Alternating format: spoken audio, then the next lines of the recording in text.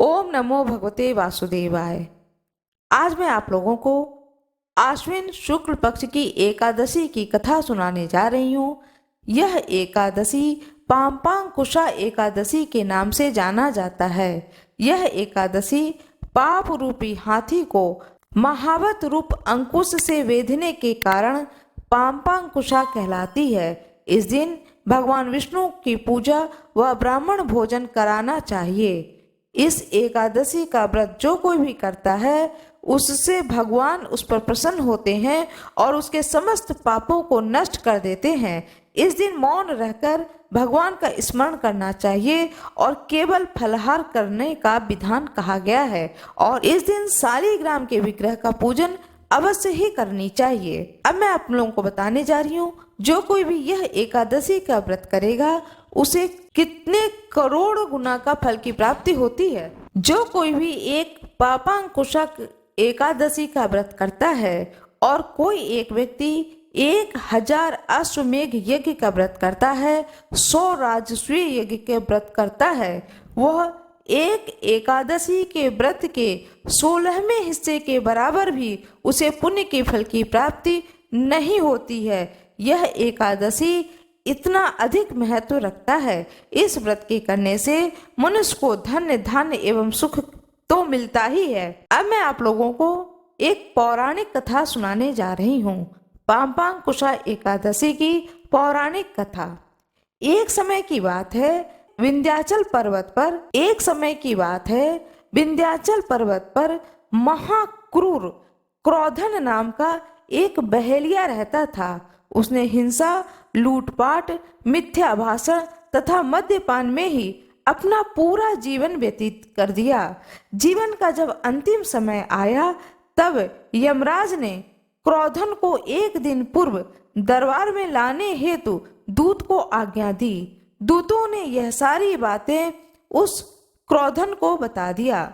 महामृत्यु के भय से आक्रांत उस क्रोधन ने अंगिरा ऋषि के आश्रम में जा पहुंचा और वहां अंगिरा ऋषि के चरणों में गिर करके अनुनय विनय करने लगा कि किस प्रकार से मैंने जो पाप किए हैं इन पापों से मुझे मुक्ति मिल जाए।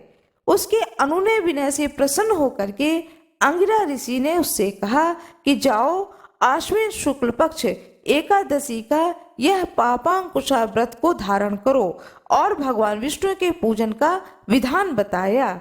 इस प्रकार वह बहेलिया विधिवत भगवान विष्णु का पूजन किया और पापांकुशा एकादशी व्रत को उसने धारण किया। इस व्रत को धारण करने से और ऋषिवर के आशीर्वाद से भगवान विष्णु की कृपा की प्राप्ति हुई और वह बहेलिया भगवान विष्णु की कृपा से विष्णु लोक को गया। उधर जब यमदूत उसे लेने आए तो हाथ मलते ही रह गए, क्योंकि इस व्रत को धारण करने से उसके समस्त पाप कर्म नष्ट हो गए और भगवान विष्णु की कृपा की प्राप्ति हुई। साथ में अंगिरा ऋषि की भी कृपा की प्राप्ति हुई। अब मैं आपको एक और कहानी सुनाने जा रही हूँ, आश्विन मास शुक्ल पक्ष की एकादशी व्रत महात्म्य कथा। एक बार युधिष्ठिर जी ने पूछा भगवान श्री कृष्ण से, हे मधुसूदन, अब कृपा करके यह बतलाइए कि आश्विन के शुक्ल पक्ष में किस नाम की एकादशी होती है। भगवान श्री कृष्ण कहते हैं, हे राजन, आश्विन के शुक्ल पक्ष में जो एकादशी होती है वह पाम्पांकुशा के नाम से जाना जाता है। वह सब पापों को हरने वाली तथा उत्तम है। उस दिन संपूर्ण मनोरथ की प्राप्ति के लिए मनुष्यों को स्वर्ग और मोक्ष प्रदान करने वाले पद्म नामक संज्ञक मुझ वासुदेव का पूजन करना चाहिए। जितेंद्रिय मुनि चिरकाल तक कठोर तपस्या करके जिस फल को प्राप्त करते हैं वह उस दिन भगवान गरुड़ को प्रणाम करने से ही मिल जाता है। पृथ्वी पर जितने तीर्थ हैं, पवित्र देवालय हैं, उन सबके सेवन का फल भगवान विष्णु के नाम कीर्तन मात्र से मनुष्य प्राप्त कर लेता है। जो शारंग धनुष धारण करने वाले सर्वव्यापक भगवान जनार्दन की शरण में जाते हैं उन्हें कभी यमलोक की यातना नहीं भोगनी पड़ती है। यदि अन्य कार्य के प्रसंग से भी मनुष्य एकमात्र एकादशी को उपवास कर ले तो उसे कभी यम यातना की प्राप्ति नहीं होती है। जो पुरुष विष्णु भक्त होकर भगवान शिव की निंदा करता है वह भगवान विष्णु के लोक में स्थान नहीं पाता है, उसे निश्चय ही नरक में गिरना पड़ता है। इस प्रकार यदि कोई शैव या पाशुपत होकर भगवान विष्णु की निंदा करता है तो वह घोर रौरव नरक में डालकर तब तक पकाया जाता है जब तक कि 14 इंद्रों की आयु पूरी नहीं हो जाती है। यह एक एकादशी स्वर्ग और मोक्ष को प्रदान करने वाली है, शरीर को निरोग बनाने वाली तथा सुंदर स्त्री, धन एवं मित्र देने वाली है। हे राजन, एकादशी को दिन में उपवास और रात में जागरण करने से अनायास ही विष्णु धाम की प्राप्ति हो जाती है। हे राजेंद्र, वह पुरुष मातृ पक्ष की 10, पिता के पक्ष की 10, स्त्री के भी पक्ष की 10 पीढ़ियों का उद्धार कर देता है। एकादशी व्रत करने वाले मनुष्य दिव्य रूपधारी, चतुर्भुज, गरुड़ की ध्वजा से युक्त, हार से सुशोभित, पीतांबरधारी होकर भगवान विष्णु के धाम को जाते हैं। आश्विन के शुक्ल पक्ष में पापांकुशा का व्रत करने मात्र से ही मानव सब पापों से मुक्त हो श्री हरि के लोक में जाता है। जो पुरुष सुवर्ण, तिल, भूमि, गौ, अन्न, जल, जूते और छाते का दान करता है वह कभी भी यमराज को नहीं देखता है। हे नरश्रेष्ठ, दरिद्र पुरुष को भी चाहिए कि वह यथाशक्ति स्नान, दान आदि क्रिया करके अपने प्रत्येक दिन को सफल बनाए। जो होम, स्नान, जप, ध्यान, यज्ञ आदि पुण्य कर्म करने वाले हैं, अनवध्यम दिवसम कुर्याद दरिद्रो अपि नृप उत्तम समाचरेण यथाशक्ति स्नान आदि का क्रिया। जो होम, स्नान, जप, ध्यान और यज्ञ आदि पुण्य कर्म करने वाले हैं उन्हें भयंकर यम यातना नहीं देखनी पड़ती है। लोक में जो मानव दीर्घायु हैं, धनाढ्य हैं, कुलीन हैं या निरोग देखे जाते हैं वो पहले के पुण्य आत्मा है। पुण्य करता पुरुष ऐसे ही देखे जाते हैं। इस विषय में अधिक कहने से क्या लाभ। मनुष्य पाप से दुर्गत में पड़ जाता है और धर्म से स्वर्ग को जाता है। हे राजन, तुमने मुझसे जो कुछ पूछा था उसके अनुसार पापांकुशा का महत्व मैंने वर्णन किया है और अब क्या सुनना चाहते हो। भगवान विष्णु की जय हो, राजन युधिष्ठिर की जय हो, भगवान श्री कृष्ण की जय हो। राधे राधे, जय श्री कृष्ण। आज मैं आप लोगों को बताने जा रही हूँ आश्विन मास शुक्ल पक्ष में एकादशी व्रत किस दिन किया जाएगा। साल में 24 एकादशी व्रत पड़ता है। जिस साल अधिक मास पड़ता है उस साल 2 एकादशी व्रत बढ़ जाते हैं और उस साल 26 एकादशी हो जाता है। एकादशी व्रत को व्रतों का राजा कहा जाता है।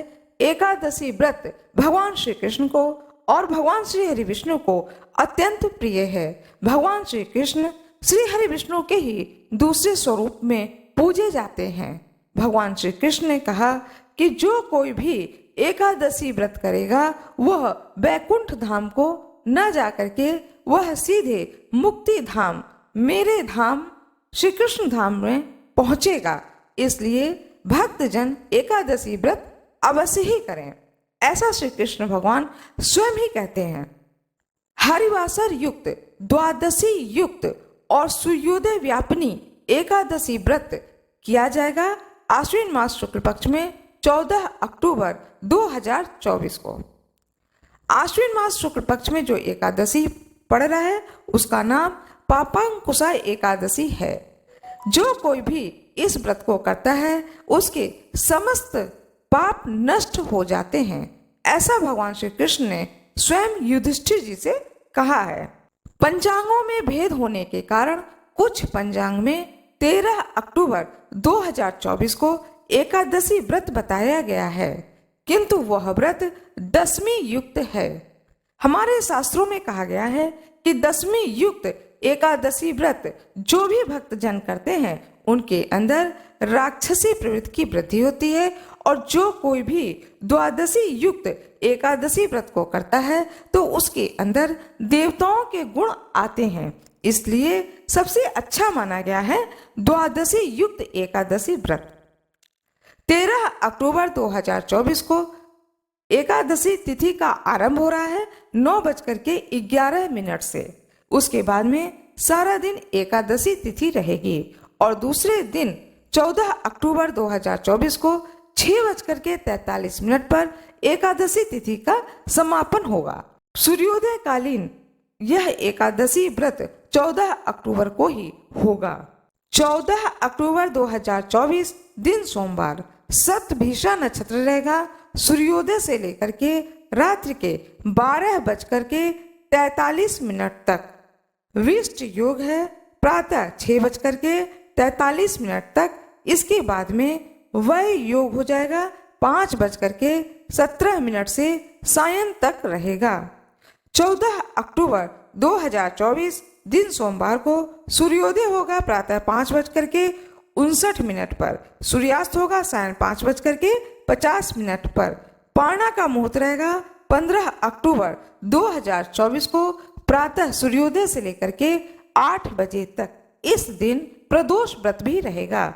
जो कोई भी प्रदोष व्रत करते हैं उनके लिए रहेगा कि वह पारणा 8 बजे तक अवश्य कर ले। उसके बाद दूसरे दिन का व्रत आरंभ कर दें। पारणा वह करें तुलसी दल से, फल से, कुछ मेवा से, इस तरीके से पारणा करें। और जिनको द्वादशी का प्रदोष का व्रत नहीं करना है वो लोग व्रत को पारणा करें तुलसी दल से और कुछ अन्न को ग्रहण करके।